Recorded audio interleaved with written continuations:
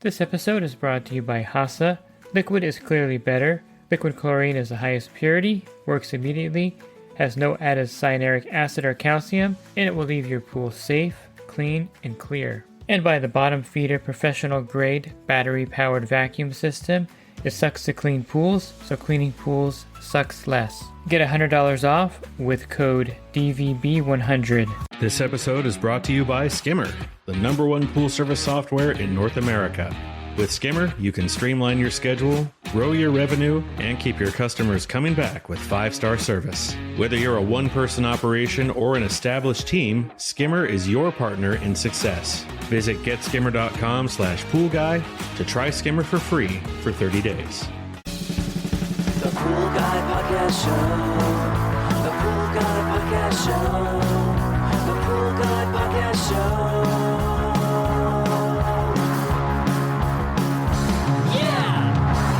Hi, welcome to the Pool Guy Podcast Show. In this episode, I'm going to talk to you about collecting late payments, what you can do to recover money owed to you by clients, and ways to avoid kind of being stiffed out there, not getting paid for services or goods that you provided to a customer. Are you a pool service pro looking to take your business to the next level? Join the Pool Guy Coaching Program. Get expert advice, business tips, exclusive content, and get direct support from me. I'm a 35-year veteran in the industry.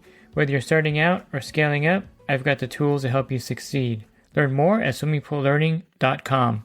First, I think you should know that as a pool service company, your recourse for getting money owed to you is very limited. What I mean by this is that if the customer decides to stop paying the monthly service after 1 month, collecting the money owed you is very difficult if you do a green pool cleanup and you don't have any money in advance. And I'll touch on some ways to protect yourself with that as well. And you go to collect the money and they don't want to pay you for the green pool cleanup. Let's say they owe you $800. Collecting that money becomes very difficult as well. In the state of California, the only person that could put a lien on a house for money owed for any kind of service or construction is a licensed contractor by the state of California. So yes, you can go file a lien against the customer, but you can't record that lien. So what that means is that anyone can file a lien, but the only people that can record the lien in the court to make it legal and binding is a contractor. Now, I had some work done a few years ago. I had some cement delivered. It was the big cement trucks.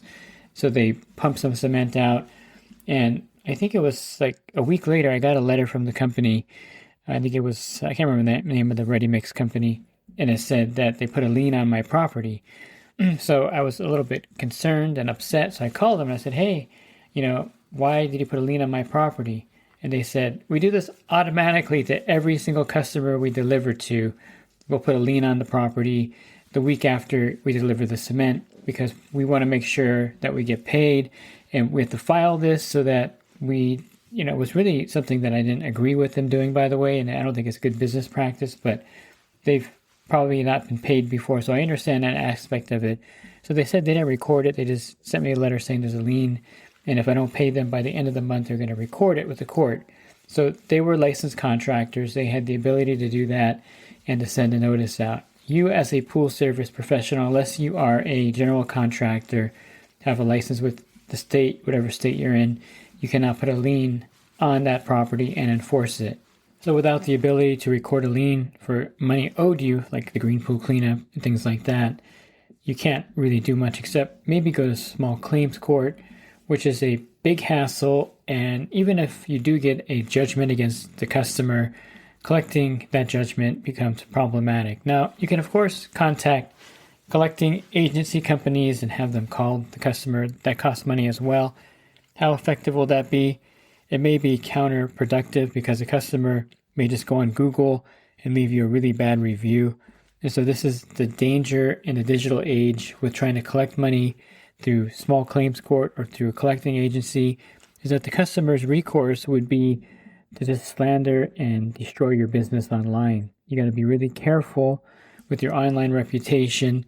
And that's why when money is owed, approaching it in a way that is very diplomatic is the best thing you can do to protect your brand and reputation. The first thing is you should have something in writing, and I have a one-page service agreement. I can email that to you as well if you email me at david@swimmingpoollearning.com. And in my agreement, I have here under owner's responsibility, line number 4 says submit payment by the 10th of the month to avoid a late fee of $10. I probably should adjust that up a little higher. I haven't really worked on that. I really don't give customers late fees either. I should start enforcing that as well. It says if the payment for line number 5 is the important line. It says if the payment for the previous month is not received by the 15th of the month, service will be paused. So here is where I think a lot of pool pros make the mistake. They let the customer go too long before stopping service. And sometimes you can give customers too much grace. And if they're 2 or 3 months behind, and I've said this many times, if someone owes you 3 months of pool service, and let's just say you charge $190 a month times 3, that means they owe you $570 at that point. If they can't pay you for the previous months to begin with, they probably can't come up with $570 to clear the balance and continue service. So if you went that far and you're still doing the pool after 2 months have passed by and you bill them for the 3rd month, you're really at fault at that point for not pulling the plug a lot earlier. So 1 month is as far as I'll go. And if I don't get the money by the 15th of the month that for the previous month, I stop servicing the pool, because psychologically I know that the customer doesn't either A, care to pay, or B, can't pay and catch up. And if I continue to do the pool for another month, then they're 2 months behind and they're 3 months behind. And then it becomes something that's unattainable as far as getting your money at that point. Now, you can negotiate with the clients, and I've done this before too, to get some kind of partial payment out of them. And then once you get that partial payment, you can make the decision if that's enough for you and maybe just stop service at that point, or if that's enough for you to continue and wait for the rest of the money to come in, depending on how much they actually give you for that partial payment. The same thing if you do a install of equipment or do some kind of repair there and they don't pay you for it. Sometimes you can negotiate a partial payment to at least cover the cost of your whatever you put in. I would warn anyone that thinks that if they install a pump or motor or filter and they don't receive payment, if they go back in there and cut it out and take it back to their shop, that's actually illegal, at least in California, probably most states. Once you install the equipment, it becomes part of the customer's property, and that is grand theft at that point if it's over $1,000, and you could be in a lot of legal trouble. So you don't want to go back in and cut out the equipment. That's something that is definitely not something that you should do. I had one pool pro that I know here. It's the strangest thing, but he put in a pump and motor at a customer's house, and they called him and said, hey, it's missing. He's like, what do you mean it's missing? Like a week later, they called and said it's missing. And he went over to the pool, and sure enough, the pump and motor were gone, like they were cut out. And of course, he suspects that they took it for whatever reason because they couldn't pay him, and they made it look like someone stole it, which could be the case. It sounds more logical that that's what actually happened to it. I mean, it's possible someone broke in there and stole it, but his thought was that they weren't going to pay him for it, so they took it out, and they would have just someone else reinstall it later, and they have this nice new pump and motor that he didn't get paid for. That could happen, but it's far-fetched that would happen every day. Usually what happens, I just thought about that when I was talking about you going in or cutting out the equipment, and I think what more than likely happens is that you put the equipment in, they refuse to pay, they know you can't come in and get it, so they just leave it back there, and you really have no recourse except small claims court. If you're a licensed contractor, you can file a lien, but then filing a lien doesn't really do a lot for you because basically they can't refinance their house or change title or sell their house without paying you that money. So it's just sitting there floating maybe for 10 or 15 years, and you may never see that money because they may never sell or refinance their house. So that's a problem as well, that the lien does have limitations. So the best thing you can do to avoid the other end of it, trying to collect the money, fighting the customer for it, trying to kind of be diplomatic so you don't get a bad review, is to make sure you have some parameters up front. I mentioned the service agreement where you stop service on the 15th of the month if you haven't got the previous month's payment, and you can pause service without losing too much money at that point. But as far as installing, you would want to get, if it's someone you don't know or if it's a customer that is shaky to begin with, you would want to get some money up front, half of it at least in some cases, or at least 30% of it. You got to think of some amount of money to collect from the customer. I mentioned this story before. I have a contractor that I was using for many years, doing a lot of projects for me. We went to the same church group. We were friends for a very long time. I've probably known him for 20 years. But every single project he did for me, whether it's painting something or repairing a fence, he would ask me for a 30% deposit.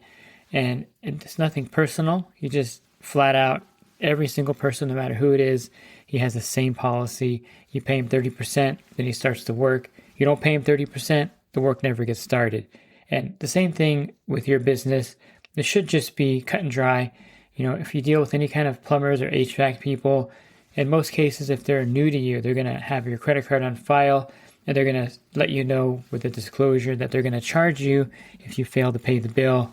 And this is just to protect the companies. People will stiff you if you don't have this kind of protection. And so other vendors do this as well. So you should implement the same thing to where if they want a pump and motor installed, if they don't pay you the 40% down payment first, then you don't step onto their property.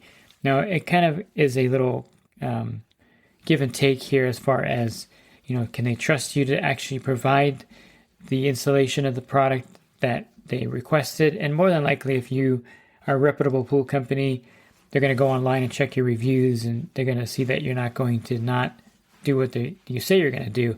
So they have more trust in you and faith in you usually than you can actually place in the customer, because you don't know them, nor do you know their payment history.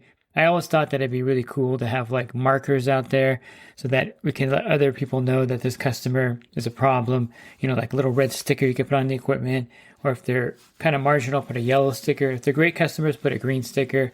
But of course, how would you universally do that? That'd be nice to do, but logistically probably not possible. In any account, you should get a percentage of money up front from the customer, green pool cleanup, equipment install, so that you're guaranteed at least to cover your cost. And if they don't pay you the final amount, you haven't lost everything.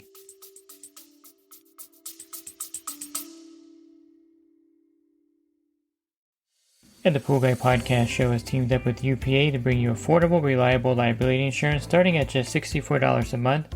Get up to $2 million in coverage, and the members of my coaching group get an even lower rate. Protect your business and your peace of mind. Sign up with UPA today by clicking the link in the podcast description. I'd also suggest kind of using your sixth sense when you go out to these jobs, when you're bidding them. A lot of times you can kind of sense the customer and you get a feeling for them, just how their house looks. And if you get to their property and they have a car out front that's on cinder blocks, the front tires on cinder blocks, and the grass in the backyard is up to your knees, and you go back to the equipment and it looks like they're just patching it and there's duct tape and it looks like it's a real mess, and then you give them a quote for a new pump and motor and filter install. And if you don't collect a deposit at that point, I would say that you probably are blind and you just aren't paying attention to the warning signs out there. There are some less subtle warning signs, of course, that you can really apply when you're out there. And if you don't take a deposit, that's a problem. I would also avoid taking a deposit with PayPal. PayPal is notorious for reversing charges for whoever uses that service. So just be careful. I've had a group member in Houston have the whole equipment pad, have the charges reversed. And ironically, it was a realtor that hired him to do this in a repo home. She paid him like $5,000 on PayPal for everything, and then she said it never provided services. So you never know who you can't trust and who you can trust this day and age. And I would definitely recommend getting some money up front and making sure that you kind of know the person you're dealing with, either from a referral.